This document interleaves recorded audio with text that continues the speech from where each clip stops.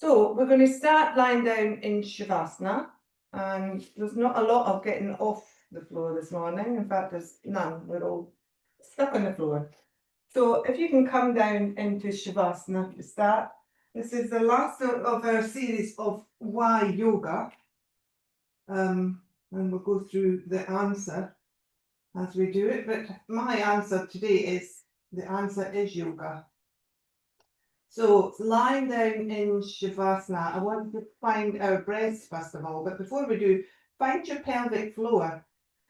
So have a little squeeze of your pelvic floor area. So it's where the muscles you use to stop peeing basically is your pelvic floor. So if you can find those and draw them in, and then maybe pop your hands on your belly, maybe a little bit higher first of all, round where you think your diaphragm is at the bottom of your ribs. We've got the pelvic floor is in yoga a bandha. It's called the Mula Bandha. It's a seal or a lock where we keep in vital energy. That's what these locks are thought to do. So we've got a second one here up back by our diaphragm called your Uddiyana Bandha, and it's called the Flying Lock Bandha. So what it is that feeling of when you draw your diaphragm up on the exhale. So imagine your diaphragm's like like one of those parachutes the kids play with. In the center is a string, and if you imagine that string pulling the whole parachute up in the middle, that's the feeling you get from drawing up. So it's like tucking the tummy muscles in and then drawing them up under your ribs. That's the feeling. So if you just play with those two for a second, just getting the hang of that, because we're going to use them in our breath practice now. So we're going to think about using that diaphragmatic breath, but we're going to use it thinking of, rather than our lungs and our upper chest, we're going to think of our belly area while we're doing it. So if you pop your hands there, you'll be more attached to what you're doing. And then find your breath. Just start to breathe and start to lengthen the breath a little bit through your nostrils, in and out if it's available. And once you kind of get the feeling that you're getting a slower rhythm to your breath and you're in control of it, then think of the in-breath as drawing in the breath and pushing the diaphragm down, and you should feel your belly swell out. So the diaphragm will push the belly out. Just take a couple of breaths, practicing that in-breath, pressing downwards on the in-breath to let the belly come out. You have to relax it on the exhale, by the way, otherwise you'll blow up like a balloon. So just drawing down in the in-breath and feeling that movement of the diaphragm pushing everything downwards and swelling the belly to make room for the organs there. And then let go of that. And then on the exhale, what I'd like you to do now is you breathe in, and then as you exhale, draw up through your pelvic floor. Continue that upward movement into your other bandha, your Uddiyana Bandha. Draw up under your ribs. So try that a few times on the exhale. So you're drawing up, a continual movement from the pelvic floor, starting it, and moving through your core muscles, your lower abdominal muscles, and drawing them up under your ribs. That's the sensation. So if you imagine, as you just let go of that once you think you've got it, if you imagine when you draw the breath in, it's like, if you imagine a lift shaft between the bottom of your diaphragm and your pelvic floor. So as you breathe in, that lift is going down and your belly swells. As you breathe out, exhale, your lift is coming up the lift shaft and expelling the air for you. So I hope that makes sense. Let's just try it in a few breaths. So hands on belly, when you're ready, inhaling, imagine that lift shaft is going down, your belly's swelling as you inhale, your diaphragm's moving down. As you begin the exhale, draw in your pelvic floor and move the lift up the lift shaft. Move through up to your other bandha under your ribs. And then inhale again, and the diaphragm moves down, the belly moves out, the lift moves down the shaft. Inhaling, and then exhaling, the lift begins at the bottom of the lift shaft and moves up and tucks under your ribs. So just play with that breath for 4 or 5 breaths yourself. Just thinking, this is yogic breathing. This is diaphragmatic or yogic breathing. It's a very healthy way of breathing.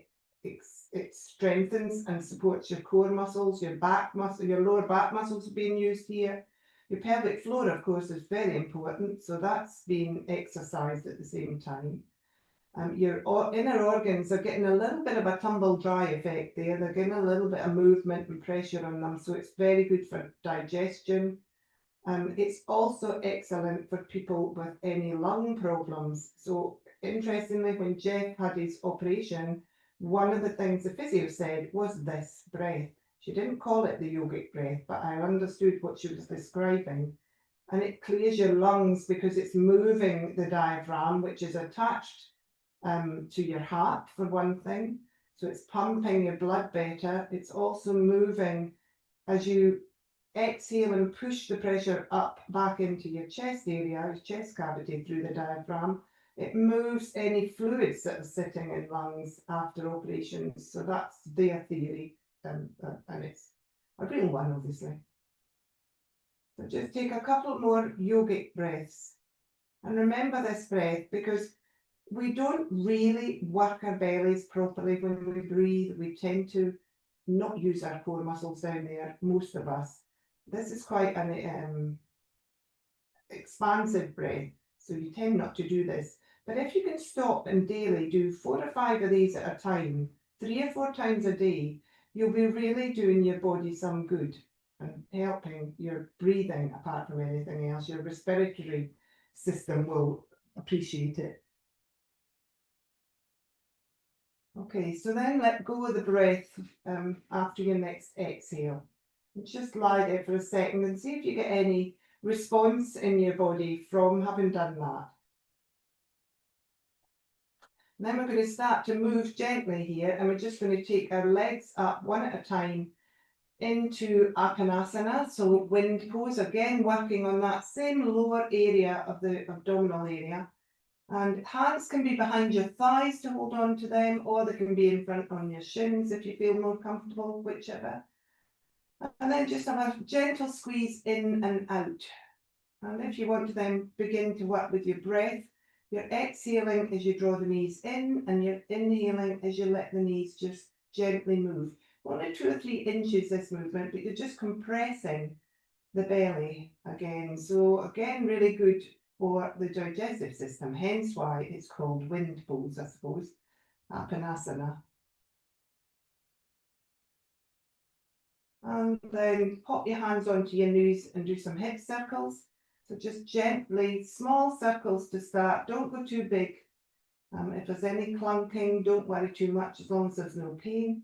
So a few circles in one direction and a few circles in the other direction. Just stirring the pot, we call this one. So your femur is stirring your acetabulum. We did that last week, the hip joint. So you can feel that the end of your thigh bone is just rolling round that little cup in the pelvis there, your hip joint. And then come to a standstill, and then still holding on either back of thighs or shins, just start to rock slowly from side to side. So just massaging across the lower back there. Watch what's happening with your shoulders. I've just realised I'm really drawing mine up towards my ears. So try and let your shoulders relax as you do this, and let the whole of your back have that nice experience of being massaged across as you roll from one side to the other. What I'm doing here. Oops. And then bring the feet slowly, come back to centre, sorry, and then slowly bring one foot down at a time to save that those little joints there at the top of your legs. And then take the feet to hip to mat width and do just a few gentle windscreen wipers. Don't seem to have done a lot of these sort of basic movements for a while in our yoga classes. So just a few rolls through, rolling through, right through from one side of the foot to the other once you get going. There's still some containment. You're still using your abdominal muscles here to just take the weight of your legs as they start to go and to stop them before they go too far. And then take your feet a little bit further away, still the width of the mat, and just do a few windscreen wipers there and feel it. It moves slightly further up, maybe into your belly more. You can feel this more. It becomes more of a twist feeling through the lower half of you.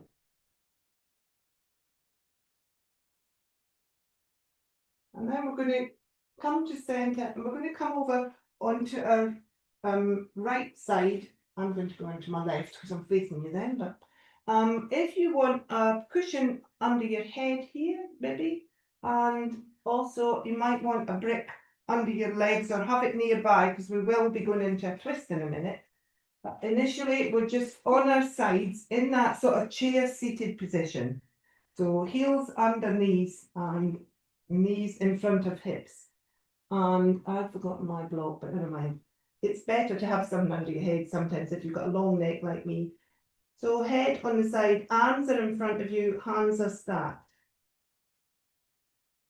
And we're just going to take a Robin Hood arms here. So drawing your top arm back into your bow and arrow shape, and then just gently allowing yourself to roll. You can open that arm if it's comfortable. Just watch your shoulder here. You haven't done much yet with that, so just be careful of the weight of your arm. If it feels very heavy when you open, you can sweep that arm down. Maybe everybody should do that rather than draw it up the first time. Sweep your arm round and across your hip, so it's keeping low that shoulder. And take another couple of those on the breath. So inhaling back to bow and arrow shape, and then exhaling as you open the arm backwards. And then inhaling as you roll the arm down and across the upper thigh. And exhaling as the hands stack again. So take another couple of those, maybe going a little bit further. For those of you that feel you've got the strength in the shoulder, you can here sweep the arm up and do a big semicircle above you to bring the hand back. Depends whether you're feeling that your shoulder's up for it this morning. Don't go too far. This is an easy class, remember. It's not about pushing yourself. So coming out and open. And then drawing the arm back one more time. That's it, last time, sorry. And then stacking again. And we're going to sweep the arm, or walk the arm, sorry. The top arm is walking across the floor and up above your head. So in a circle above your head. If you can keep to the floor and just tip tap your fingers as if they were walking around. And see how far you can go. If you can't get right round, then lift the arm a little bit, but we're rolling round and opening again. So if the arm comes right round, it's quite a big opener for the shoulder. So just be careful again. And then sweeping it back across your thighs. So making a big circle in effect. So take another one of those at least. Working slowly, working with your breath, letting your breath helping it to ease what you're doing. If you go too far and it feels uncomfortable, draw out, bend the arm, come back in a much more easeful way for you. Okay, so coming back to the front, still stacked. Going to take that Robin Hood again, and this time we're going to hold in the twist. So rolling round. So here's where you might want to bring a brick in for your knees if you need to. If you find that your back shoulder's not dropping, pop something under your legs and allow your upper body to twist a little bit more. Maybe shuffle your shoulders until you do feel that both shoulders are comfortably on the floor. So by lifting your legs with a brick or two even, it will allow your upper body to open up and relax onto the floor. So the back arm can be down by your side if it's still too open across the underarm, or it can be out to the side, or it can be in goalpost if you want. That's a little bit harder even actually. So out to the side, have your palm facing up and maybe let your head tilt towards it. And then just find your breath. Don't worry about belly breathing here. Just breathe. We're here for 2 or 3 breaths. While we're here, I just want you to think about why yoga and which classes that we've done have resonated most for you. So we've done familiarity. So maybe the word will be enough to tell you what resonates. Familiarity, self-awareness, to help others, to keep learning, to be strong, to loosen up. It's a hippie thing to keep your balance and to be together. Those are the 9 classes we've done in answer to our why yoga. I'll read them again in a minute. But if one of them jumped out at you, maybe that's one of the reasons today that you've come to class. On another day, it might have been one of the other ones that came to you. There are very many answers to why yoga. We've only done 10 of them, so or 9 of them. Okay, so we're going to come out of this. So gently sweeping the arm down by your side and taking it across your thigh and coming back into stacked. And then rolling round and coming onto your belly. Okay, we're going to take 3 little baby cobras now here. Everybody just widen your legs to the width of the mat. It's much softer on your lower back doing it like that. Find your connection through your pelvis, your pubic bone and your pelvic joints to the floor. So draw in through that little pelvic tilt feeling. Lift the tummy a little bit. And then when you're ready, we're going to breathe in and just take some baby cobras. So just think of that like the Venetian blind effect on the back of your body. It's your back muscles here that are closing up to allow your front body to open. Just breathing in as you open up on the front of the body and then exhaling as you lower. So your hands, remember, are around about your shoulders, shoulder height. Your elbows are nice and tight to support the lift here, so your arms aren't elbows out, your arms are elbows in towards your sides. Let's take one more, coming back down. And then pushing up to tabletop when you're ready. And then we're going to take 2 cat-cow and 2 dynamic cat-cows. So when you're ready, inhaling in center, exhaling, beginning your cat. If we're at a different time, don't worry. Inhaling into cow. Exhaling into cat, mobilizing the spine this morning. Energizing, which is what we did the other day, there's great for you, but mobility is probably even more sensible first thing in the morning. Take it into dynamic when you're ready, so rocking back into an extended child's pose, drawing forwards into cat. So you don't need to take your bottom right back in dynamic cat-cow into child's pose, 2 or 3 inches above your heels probably. Okay, and then sink back into extended child's pose. Head might not quite reach the floor. If that's really uncomfortable on your neck, bring your hands in under your head and let your head rest for a second on your forearm or on your hands. Otherwise, those of you that want it, you've got the extension here. If you want to take a little walk to either side and just have a little bit of a side stretch, please do. Find some mobility. Now your twist should have helped that. We're going to do the other twist in a second. In fact, we're going to do the other twist now.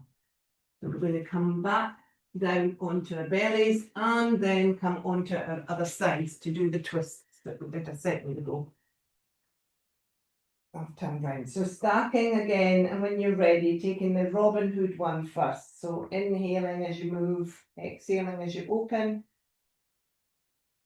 Noticing if this side's any different. Sweeping the arm the first time down and round across your hips, maybe just until you mobilise that shoulder joint, rather than putting a lot of force and weight through it when it wasn't quite warmed up and ready for it. So take 2 or 3 of those Robin Hood openers.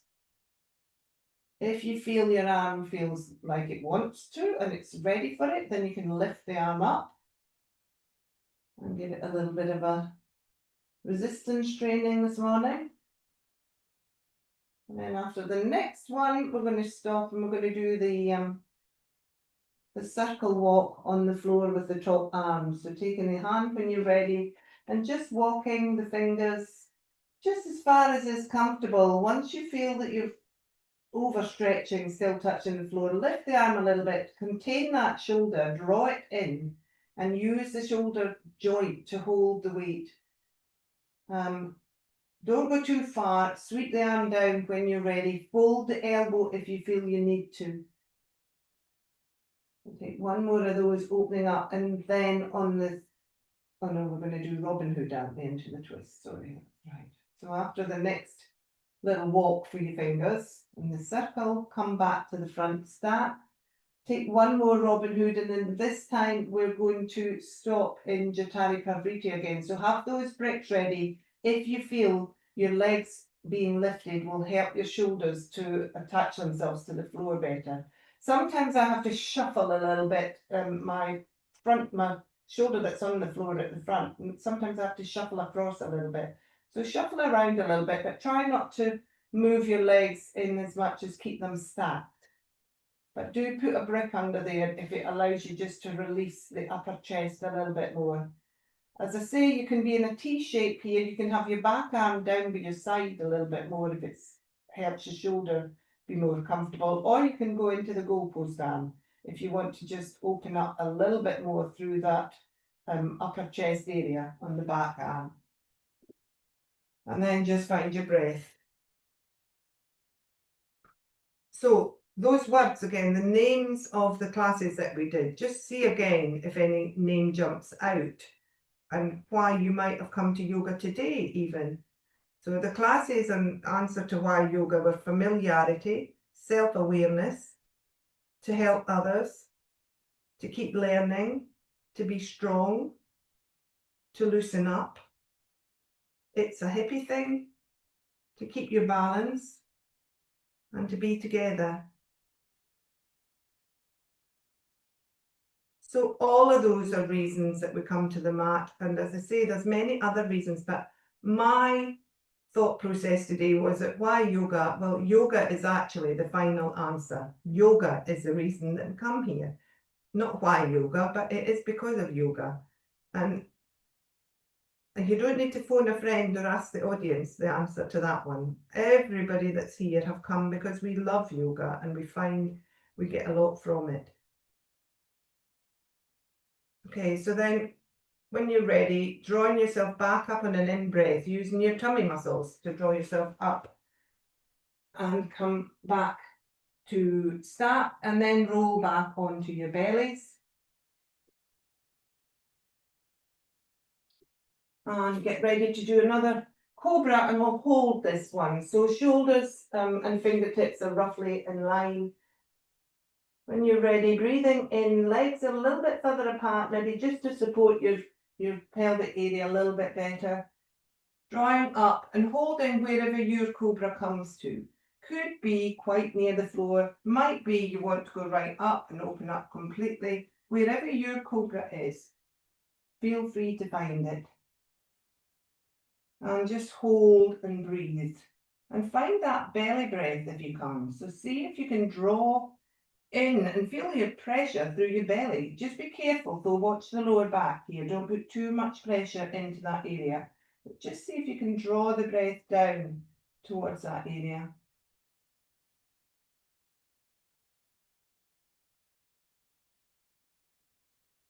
And then come back onto the floor, head down to the floor, rolling round onto your back.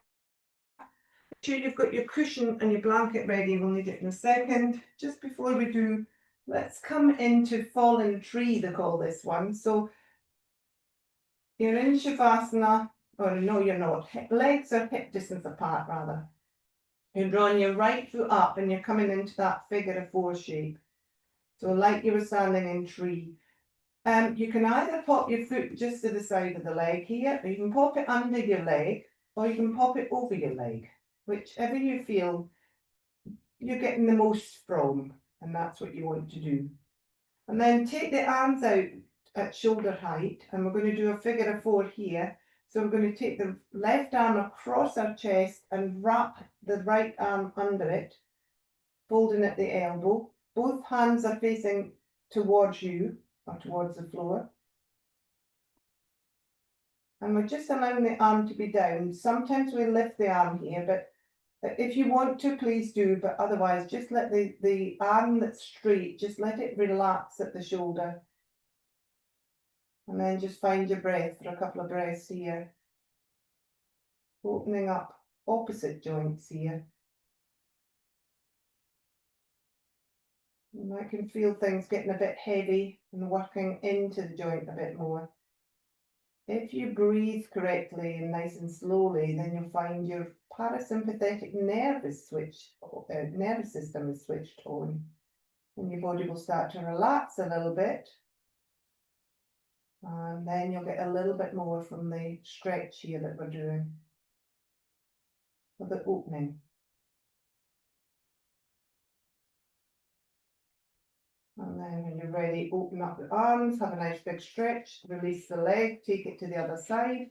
You know what you're doing now, see if your hip's the same, you might not feel that the sensations is good in this hip, you might, or it might be better, it depends, but choose your foot position to suit this hip rather than what you necessarily did on the other side.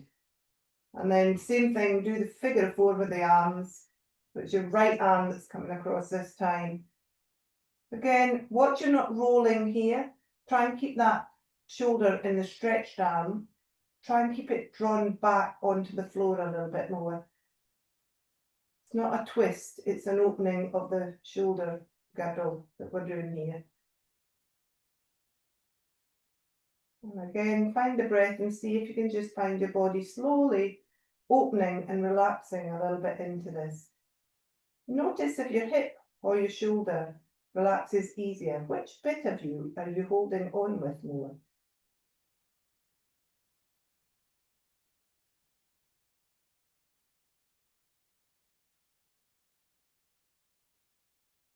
And then releasing the arms out and releasing the leg down. And now coming into Shavasana. So bring your cushion under your head if you want. We're just going to lie here for a little bit. I'm going to read a little section of a yoga nidra that I found that seemed appropriate to this. So just make yourself comfortable, use a blanket. We're not here for ages. It's not a whole yoga nidra, don't panic. My timing's not gone out that wrongly, that much. Okay, so shuffle and make sure you're comfortable, and then just listen to this little bit. Or don't, if you don't want to. So now visualize that you're walking. You're walking at a slow, steady pace, measured strides, no rush, but with a sense of knowing your direction. As you move, look down at your feet in your visualization, your bare feet.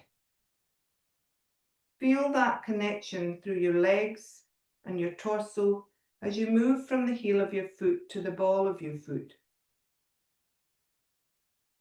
But even without that connection, you would know them as yours. As you look at them, the skin, the nails, the shape, the size, their idiosyncrasies. They're completely individual and part only of you.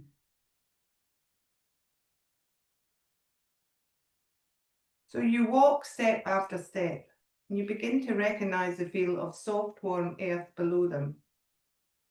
And the sole of your foot is sending the message back up to your consciousness. You don't need now to look down. As you walk on, the sensation through your feet changes, and you feel the dampness of dew-covered young grass on your toes. You can sense the colour of the grass as your feet move through it without looking down. You walk on, and suddenly the message changes as your feet move onto hard, stony ground. You can feel the undulation, the slight instability as you step on the stones, but there's no sharpness, and you know they are round pebbles of different sizes. Without looking down, you walk carefully over them, your feet changing automatically to accommodate the different surfaces. The surface below changes again to a sense of wetness. You recognize the feeling of water as your feet begin to warm up and the connection with them re-establishes. Your ankles move to lift your feet out of what you know is shallow water. Feeling the air and then splashing as your foot re-enters the water again. There's a bubbling sensation around your feet as you step forward. The water feels light and warm, And you can picture the silvery stream beneath you as you move on through it. Eventually, you come to a gentle slope of a bank and walk out of it, and onto some grainy sand, a slight roughness and the feeling of it clinging and sticking between your wet toes. It is warm though and comfortable under you, sinking away beneath your feet as you step on, your pace never changing, moving forward towards whatever's ahead, leaving all the feelings of what's gone before behind you, a steady progress but never rushing. You come towards a signpost ahead. You reach it and stop. The signpost has 3 arms. The one pointing over your shoulder says, "The past." You follow its direction with your eyes, and on looking behind, you see the indents of your own footsteps walking right up to you. Beside them, you see many pairs of different footprints impressed on the sand, some small, some large, all walking beside your own footsteps, accompanying you on your journey. These are the footsteps of your loved ones, your family, your friends, your workmates, your teachers, partners, children, even some 4-legged paw imprints are there, and some belonging to your fellow yogis, all walking step by step with you towards where you stand now.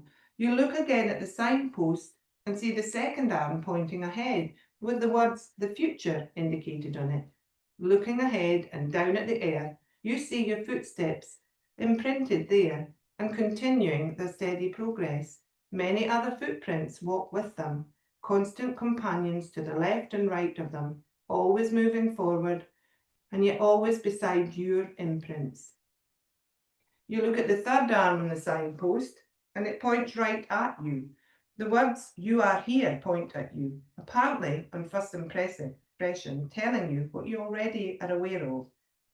And yet, then you notice the word "here" is in bold capital letters and realise this is where you always are, exactly here. Whether you walk forward into what is now the future or when you were walking through what is now the past, always here, now, in the present, surrounded by all these footsteps representing your supporters, the people who care for you, and all of those who share your love of yoga. All of those people will always be there walking beside you. Now leave the path and draw your attention back to your feet. And just have a moment and a few breaths before we finish. And feel free to stay here if you want to afterwards in Shavasana.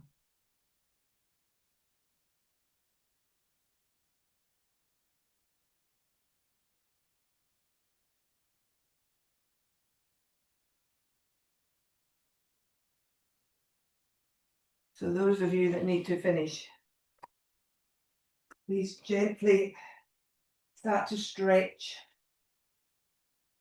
Maybe a full body stretch would feel good. Maybe you need to go back into Apanasana and have a little rock and roll across your back again just to come back to the body a little bit. When you've done what you feel you need to do, take your time and slowly come over onto your side. Take a moment, because we have been down for a while, take a moment and then move slowly back up to seated. Those of you that are staying still, I'll only be a second and I'll be gone. You want to enjoy Shavasana, which we don't do enough of really in this day and age. Anybody that's come up to seated, maybe you want to just take a little stretch over to your right with your arm up above your head, breathing in as you raise up and exhaling over. Just taking a couple of side bends to get the body moving and flowing again.